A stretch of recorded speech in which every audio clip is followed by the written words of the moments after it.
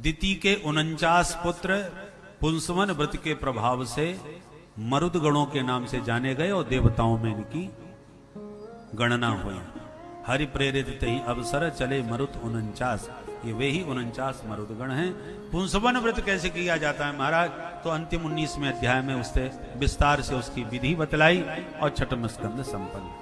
सप्तम स्कंद में परीक्षित का एक प्रश्न है महाराज।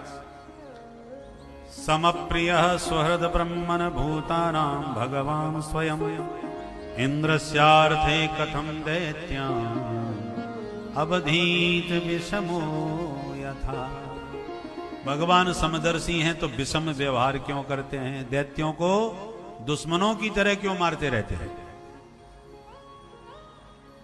सुखदेव जी खुश हो गए। साधु पृष्ठम महाराज हरेश्चरितम अद्भुतम। बहुत बढ़िया प्रश्न किया है परीक्षित। देखो भगवान तो समदर्शी हैं, परंतु उनका एक नियम है, ये यथा माम प्रपद्यन्ते तांस तथैव भजाम्यहम्। जो नाता बनाओगे भगवान से, भगवान वही नाता निभाएंगे। तो हे मोहे नाते अनेक मानिए जो भावे।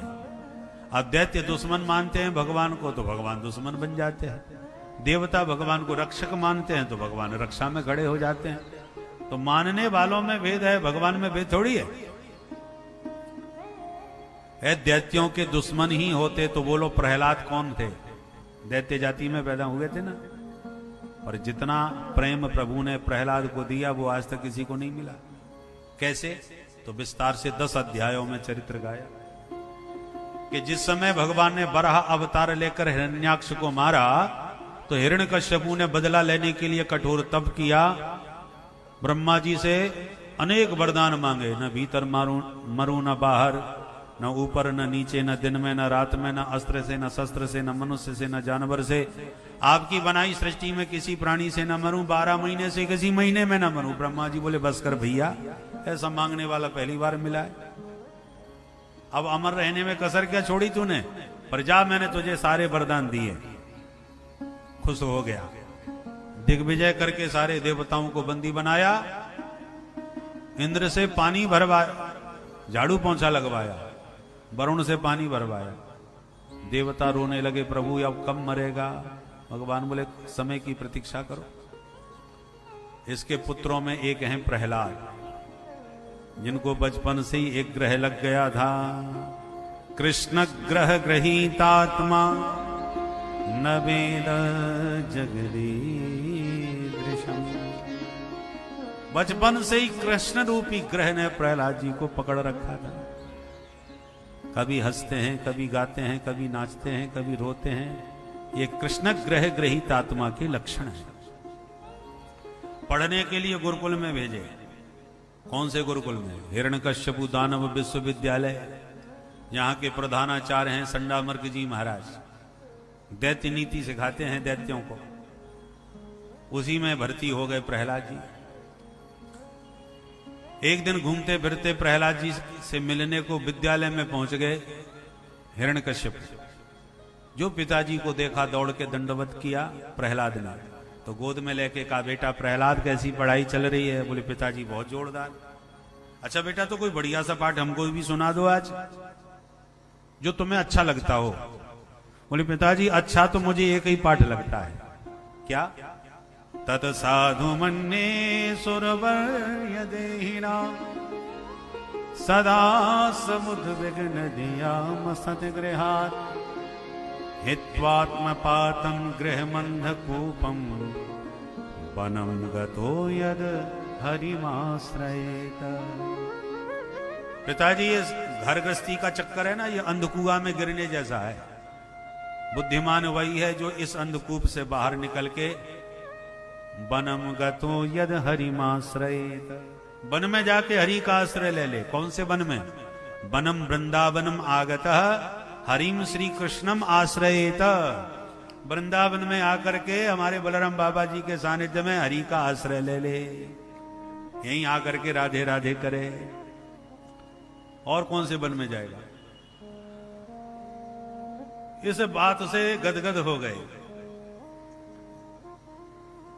बोलो राधे राधे। राधे राधे। परंतु इस बात पर हिरण्यकश्यपु तो आग बबूला हो गया। अच्छा बेटा तुम जाओ जाओ अपने गुरुजी को हमारे पास भेजो।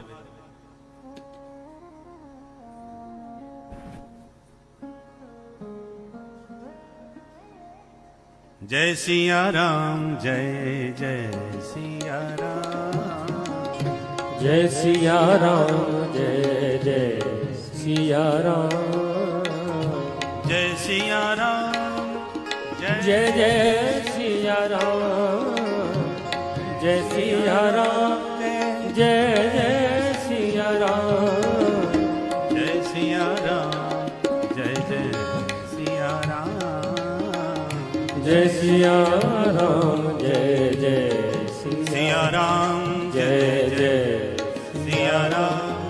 जय जय सिया राम। आदेश दिया अपने गुरुजी को जरा हमारे पास तो लाओ। प्रहलाद जी ने कहा गुरुजी आपको पिताजी याद करें। गुरुजी भागे भागे आए। अरे सरकार आप यहां कैसे खड़े हो, आइए आइए। हिरण्यकश्यपु ने कहा ये सब बातें छोड़िए और ये बताओ हमारे बेटे को आजकल पढ़ा क्या रहे हो। बोले वही पढ़ा रहे हैं जो आप आदेश दे रहे हैं। बोले झूठ बोलते हो, अभी अभी मेरा बेटा मुझसे कह रहा था कि वन में जाके हरि का भजन करो, वृंदावन में जाके राधे राधे करो। मेरे बेटे को बाबा बैरागी बनाने के लिए भेजा था तुम्हारे पास। सारी शिक्षा का भगवाकरण कर रखा है तुम लोगों ने। बोलो राधे राधे राधे राधे राधे। बच्चों को ही बाबा बनाना चालू कर दिया। मेरा पुत्र है, राजकुमार है, राजनीति सिखाओ। ये राम राम रटाना चालू कर दिया। ये बच्चों की कोई उम्र है राम राम रटने की? यही पढ़ाते हो? अब गुरुजी थर थर कांपे। महाराज आपके सौगंध खाते हैं, हमने तो कभी नहीं पढ़ाया। हमारे विद्यालय में ऐसा कोई कोर्स ही नहीं है। हमारा तो सरकारी विद्यालय है। सरकार की आज्ञा जो होती है वही पढ़ाते हैं। उचित अनुचित है वो सरकार जाने, हमें तो पढ़ाने से मतलब है, इतिहास सच्चा हो या झूठा, क्योंकि सरकार से ही वेतन मिलना है। हिरण्यकश्यपु ने कहा देखो मैं कुछ नहीं जानता, मेरे पुत्र ने दोबारा बकवास करी तो तुम जिंदा नहीं बचोगे। धमकी दे के चला गया। गुरुजी घबरा गए। भीतर जाके डंडा लेके प्रहलाद जी से बोले क्यों रे मूर्ख, तू दैत्यों के चंदन जैसे बगीचा में तू बमूर कहां से पैदा हो गया? दैत्य चंदन बने जातो यम कंटक द्रुम। दैत्यों के चंदन बन का ये कंटक द्रुम कहां से पैदा हो गया? खबरदार जो इस प्रकार की बातें करी। प्रहलाद जी ने गुरुजी से ज्यादा बहस नहीं करी। समय बीता, विद्यालय में छुट्टियां हुई। प्रहलाद जी को घर छोड़ने गुरुजी आए। मां से मिलने के बाद जब पिताजी को प्रणाम किया तो पिता ने तो बड़े वात्सल्य से प्रहलाद को गोद में उठा लिया। सिर पर हाथ फेरते हुए कहा बेटा प्रहलाद, अब आज हमें सही सही बताओ तुमने कौन सा बढ़िया पाठ याद किया, और बढ़िया वाला सुनाना। प्रहलाद जी बोले पिताजी जब बढ़िया पूछ रहे हो तो घटिया क्यों सुनाऊंगा, बढ़िया ही बताऊंगा। अब गुरुजी की धड़कन तेज हो गई, आज भगवान जाने कौन सा पाठ सुनाएगा ये। प्रहलाद जी बोले पिताजी अब तो हम 9 पाठ याद कर लिए हैं। अरे वाह बेटा, कौन कौन से पाठ याद किए जरा सुनाओ। प्रहलाद जी ने सुना दी नवदा भक्ति, श्रवणम कीर्तनम विष्णु स्मरणम पाद सेवनम अर्चनम बंदनम दास्यम सख्यमात्मनिवेदनम